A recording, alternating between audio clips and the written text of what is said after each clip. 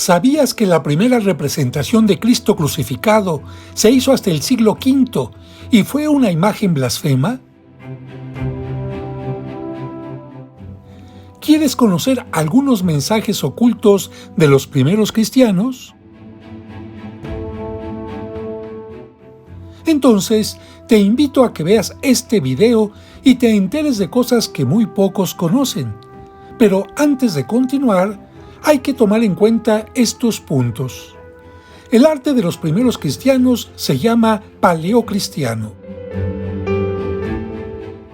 Utilizaron mucho la lengua griega y para el arte tuvieron influencia griega y romana.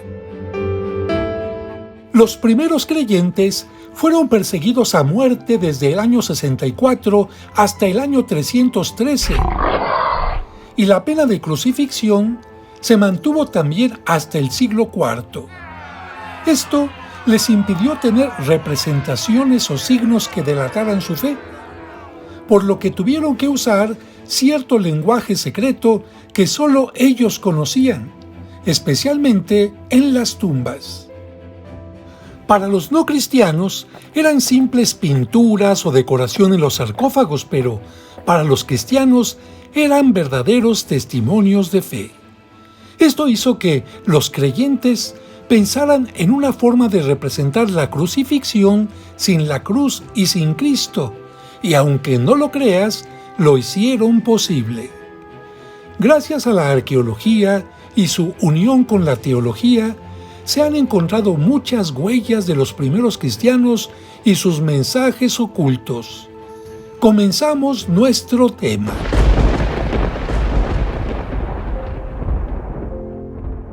En esta parte de la antigua Roma, el Monte Palatino, en lo que fue el Palacio Imperial de Calígula, que después se convirtió en un internado para servidores del emperador, en el que también había militares, se descubrió en 1857, en una pared cubierta, este grafito que algunos datan entre los años 85 y 95 y otros a inicios del siglo II, pero ¿qué es? Es la primera representación pictórica conocida de la crucifixión de Jesús y también la primera blasfemia cristiana conocida. Este dibujo nos ayuda a ver mejor la imagen que representa a un hombre crucificado con cabeza de burro. A la izquierda hay un hombre que levanta una mano. Bajo la cruz, escrito en griego, Alexámenos sébete Theón, que significa Alexámenos adora a su Dios. Claramente, es una forma de burla contra un cristiano llamado Alexámeno. Sin duda, es un importante hallazgo arqueológico que se exhibe en el Museo Palatino, pero también es una clara prueba de que los primeros cristianos sufrieron burlas y persecuciones de sus enemigos. Pero, más allá de esta imagen, ¿sabes qué otras representaciones hubo en los primeros siglos del cristianismo?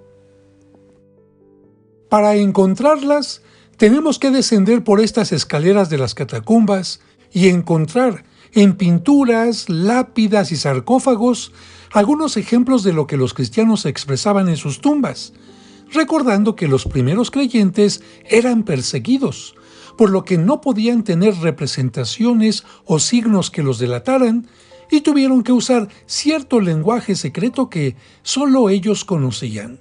Un ejemplo de esto son las letras de esta lápida que indican que la persona aquí sepultada fue mártir.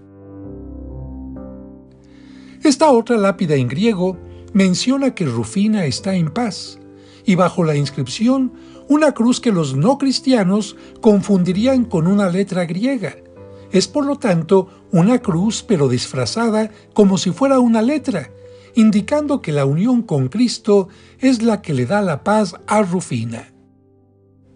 En muchas lápidas encontramos la figura de un ancla, que aunque en la parte superior tiene la forma de cruz, para quien no supiera su significado, sería una ancla común y corriente. Pero para los cristianos como Faustinianum, que representaban el alma como un pajarillo o como la oveja que sigue a su pastor que se ve en esta lápida, el ancla, cerca de ellos, representa a Cristo crucificado y resucitado que les sirvió de guía y alimento para la vida eterna. Algunas anclas tienen las letras alfa y omega, primera y última del alfabeto griego, por lo que, claramente, con esto significaban que Cristo, con su muerte y resurrección, es el principio y el fin de la vida cristiana. A otras, como en este caso, se les añade un pez. Los no cristianos pensarían que se trataba de la lápida de un pescador, pero, en realidad, el pez fue uno de los signos secretos de los cristianos. ¿Qué significaba? La respuesta está en las 5 letras griegas de la parte superior de esta lápida, en donde nosotros vemos una letra semejante a la X. La palabra en griego es ictus, que significa pez, como lo podemos ver aquí también, o también aquí. Interesante, ¿verdad? Pero para avanzar un poco más, antes de explicarte el significado del pececito, te recuerdo que en los orígenes del cristianismo, la lengua griega se utilizaba para las cosas más importantes. Por eso se escribió en griego el Nuevo Testamento, y por eso lo utilizaban mucho los creyentes. Para que entiendas mejor el significado secreto, vemos dentro del pececito la palabra griega ictus, que significa pez.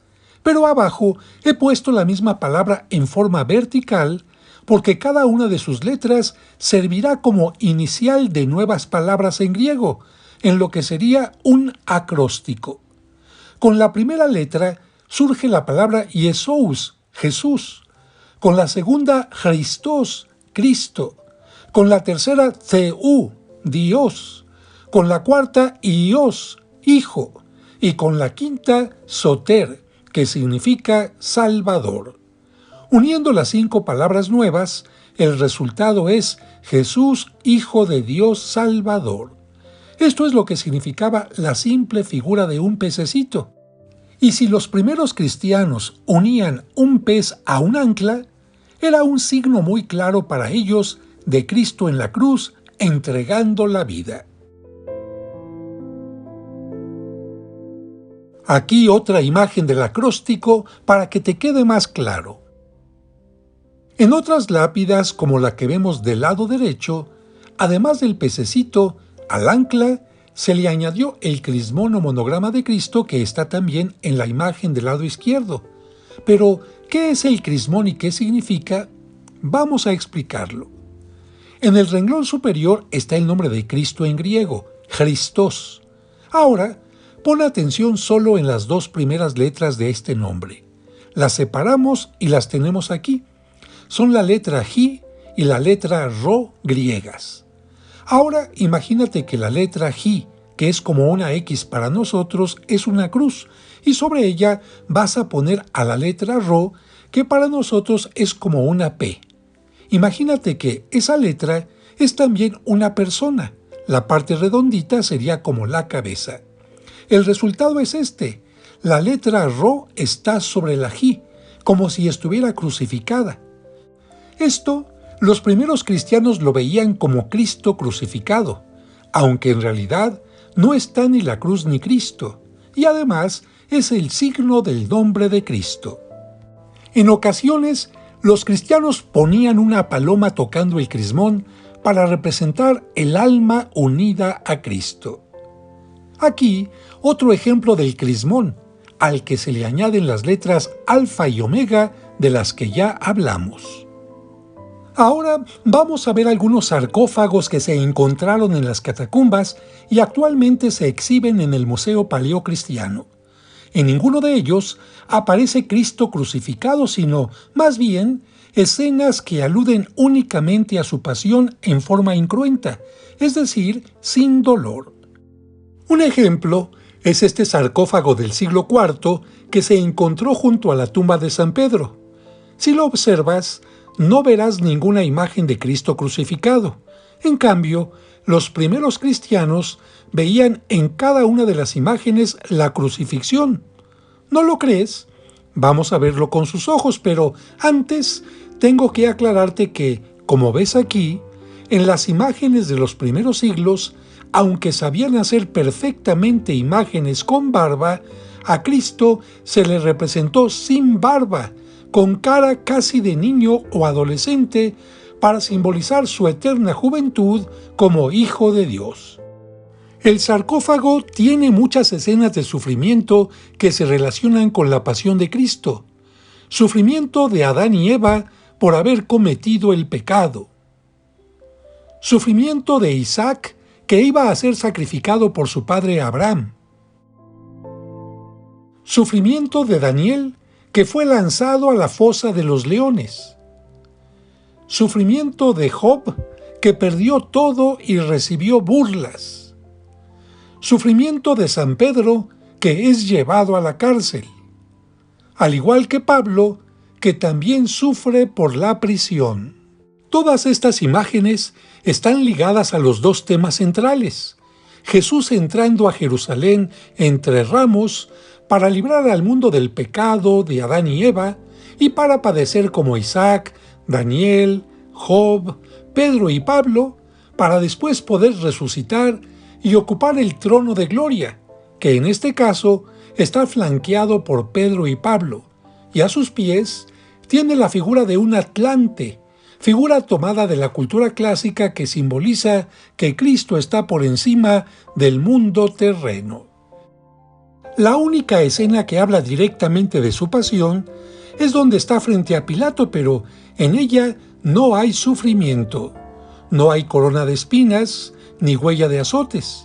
Por el contrario, Cristo tiene vestimentas reales, y en su mano el rollo que significa palabra y autoridad. Los soldados, más que tratarlo como prisionero, como se ve en las escenas de Pedro y Pablo, parecen ser su escolta real. De tal forma que quienes veían estas escenas, de alguna manera veían la crucifixión de Cristo y entendían que todas las imágenes aludían a su pasión, aunque no hubiera ninguna cruz. Y ahora que ya conoces las imágenes, ¿te animas a identificarlas? El sacrificio de Isaac, Pedro llevado a prisión, Cristo en su trono,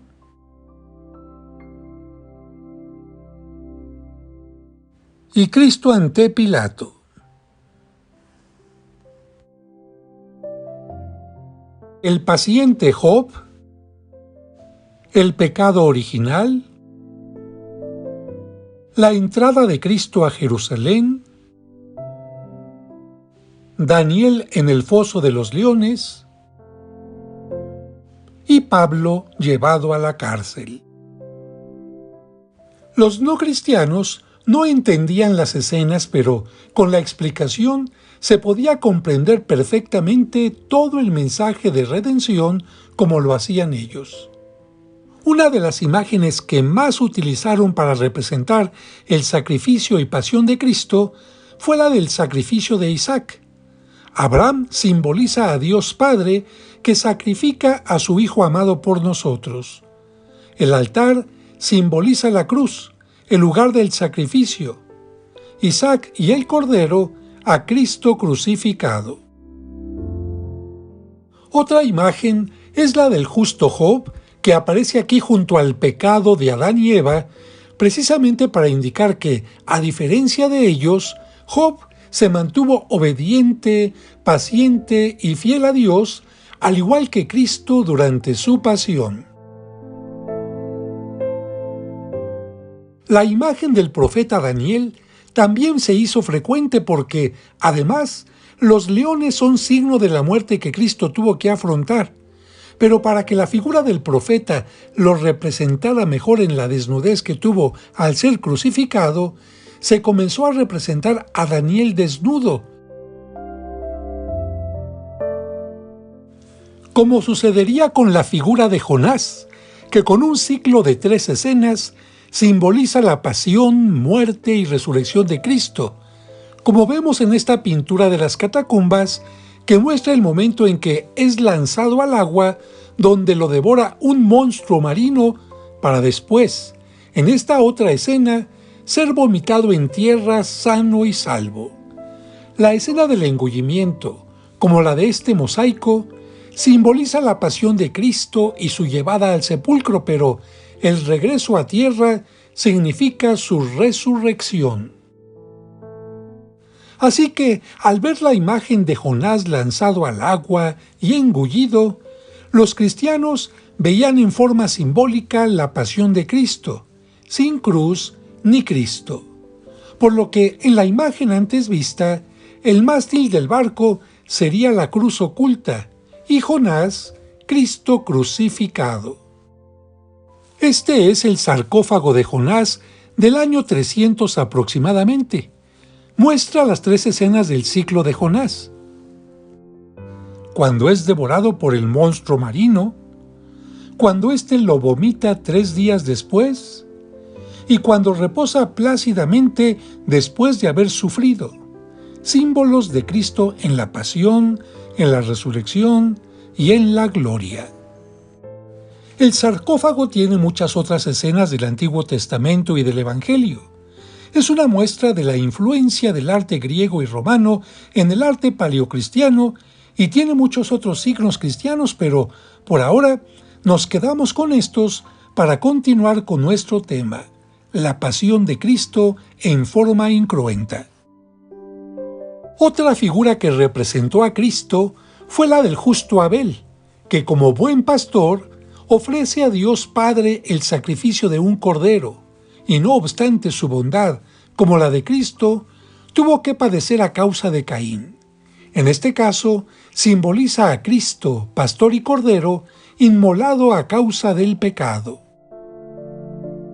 En este sarcófago, Cristo está al centro, sentado en su trono de gloria, flanqueado por Pedro y Pablo, y solo a los lados hay escenas alusivas a la pasión.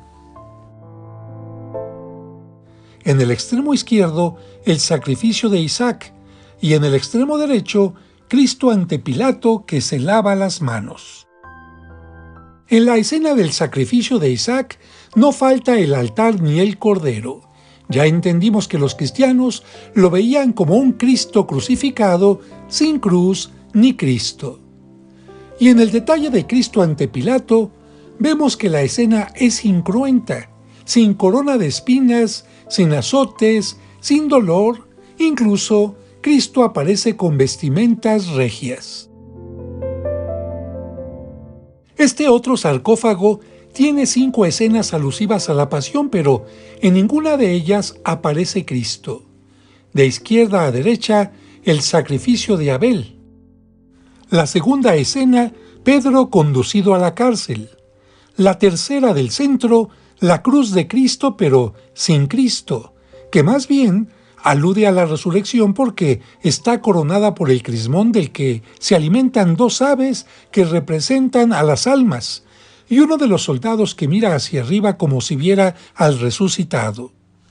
La penúltima escena muestra a Pablo conducido a la cárcel, y la última al justo Job, que rasca sus llagas ante un amigo que se burla de él, y su esposa, que cubre su nariz para evitar el mal olor.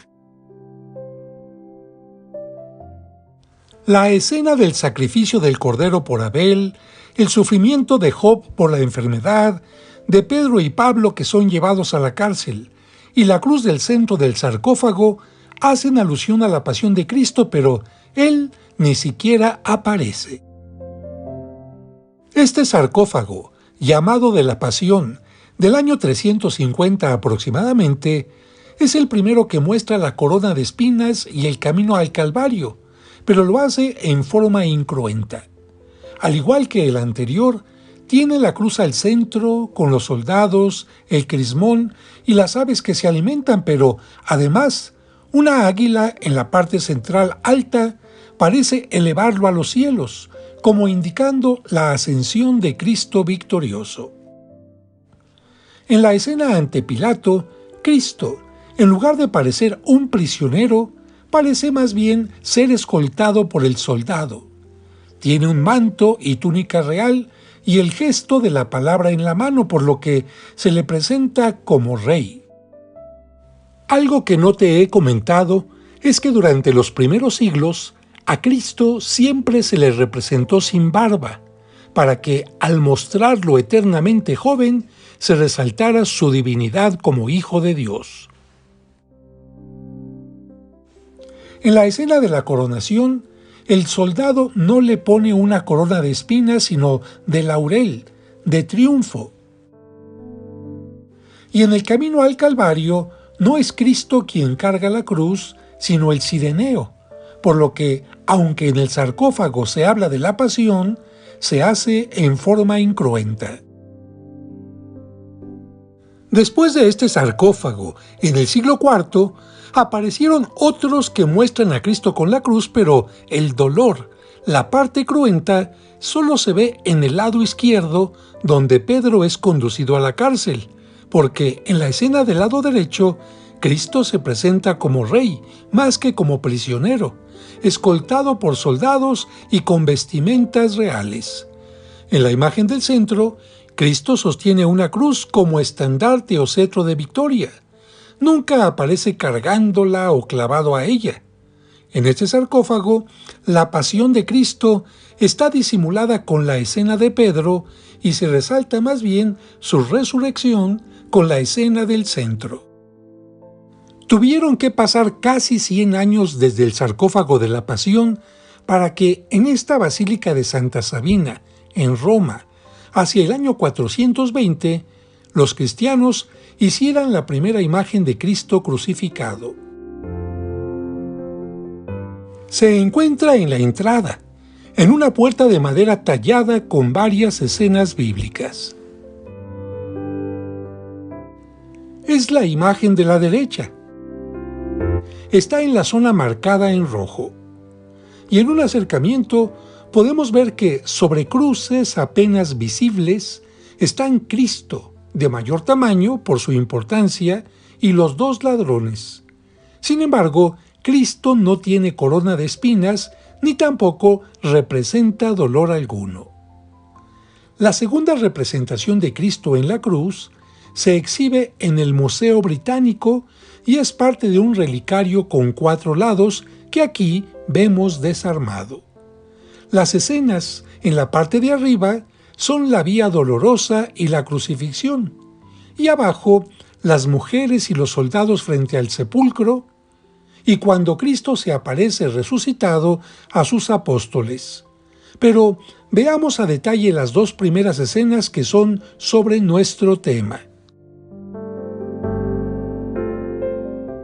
La imagen de la izquierda muestra varias escenas en una. En el ángulo izquierdo, Pilato lavándose las manos. Al centro, Cristo en la primera imagen histórica donde aparece cargando la cruz. Y a la derecha, Pedro sentado negando a su maestro. La imagen de la derecha muestra 2 escenas, la muerte de Judas y la crucifixión. Veamos unos acercamientos. En esta imagen no hay dolor en la escena de Cristo cargando la cruz porque no lleva corona de espinas, no hay muecas de sufrimiento en su rostro, lleva vestimentas reales y además su cruz parece un estandarte de triunfo. El dolor está más bien representado en Pedro que, mientras es señalado por una sirviente que lo reconoce, niega a su maestro y escucha cantar al gallo que está a sus espaldas. Y también en la impotencia de Pilato que, no obstante su poder, no pudo hacer nada para evitar la crucifixión. Para Cristo es una escena incruenta, sin dolor.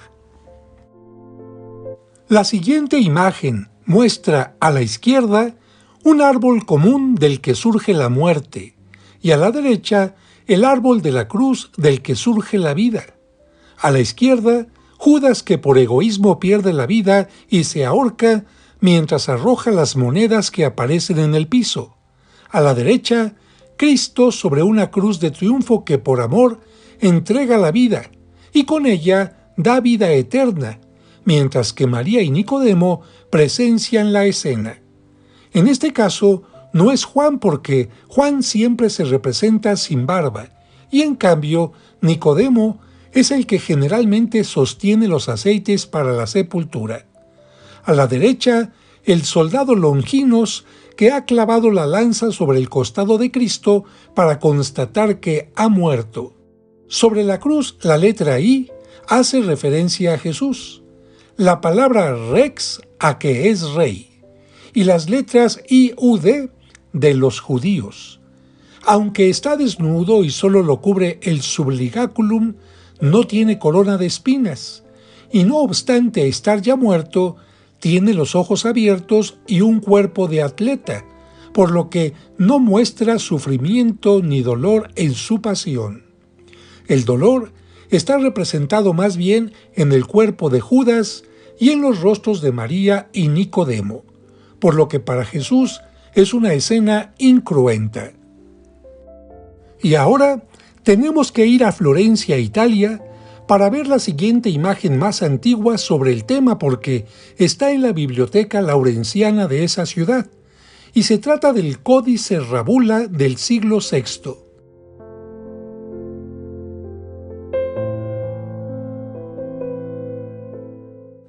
En la imagen aparecen los dos ladrones, pero, a diferencia de ellos, Cristo tiene una túnica color púrpura con claves doradas, reservada para la realeza. No tiene corona de espinas, sino el nimbo dorado que indica santidad, y tiene los ojos abiertos sin mostrar sufrimiento. El sufrimiento estaría representado por el soldado de la derecha que le ofrece la esponja con vinagre. En la lanza de Longinos, vestido de rojo a la izquierda, que le traspasa el costado, y en los soldados que se juegan la túnica de Cristo, aunque en realidad Él la tiene puesta. En la escena aparecen de menor tamaño la Virgen María y Juan y las tres Marías. En esta imagen ya aparece Cristo con barba.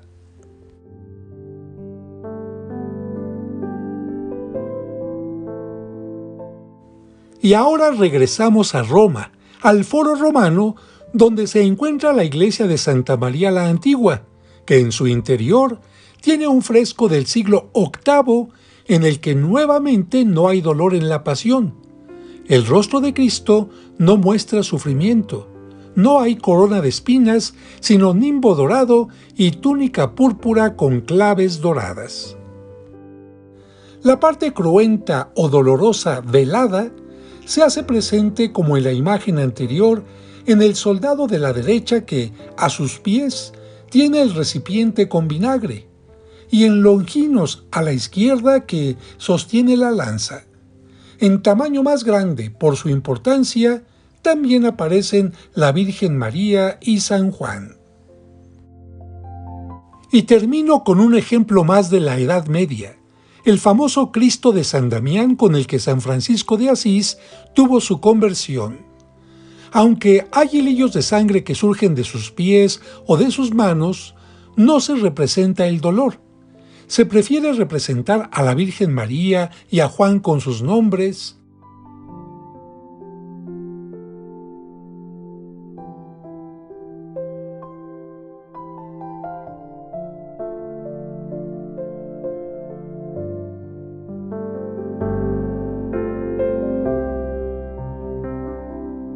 A María Magdalena, María la de Santiago y el centurión con sus nombres también. A sus lados aparecen en tamaño más pequeño los donantes de la pintura sobre tabla.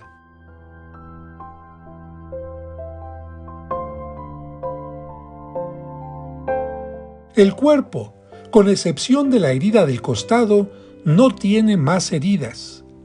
Y aunque ya está abierto el costado, el rostro muestra los ojos abiertos y una gran tranquilidad. Los ángeles recogen la sangre de las manos.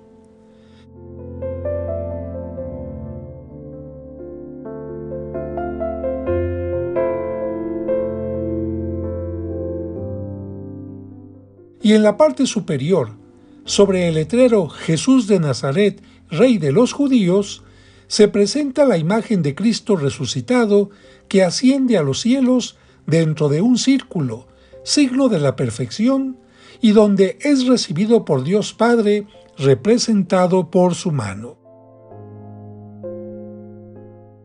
Con esto queda claro que, durante el inicio del cristianismo, la Edad Media y parte del Renacimiento, la pasión se mostró en forma incruenta, y fue especialmente durante el periodo barroco donde se insistió en el sufrimiento para invitar a valorar el sacrificio de Cristo.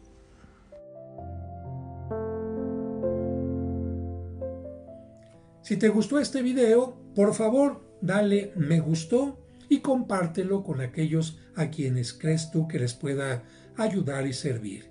Y si quieres que te lleguen los videos en forma automática y no te has suscrito, suscríbete a mi canal aquí exactamente abajo donde dice suscribirse para que los videos te lleguen inmediatamente después de que los publico. Que Dios te bendiga.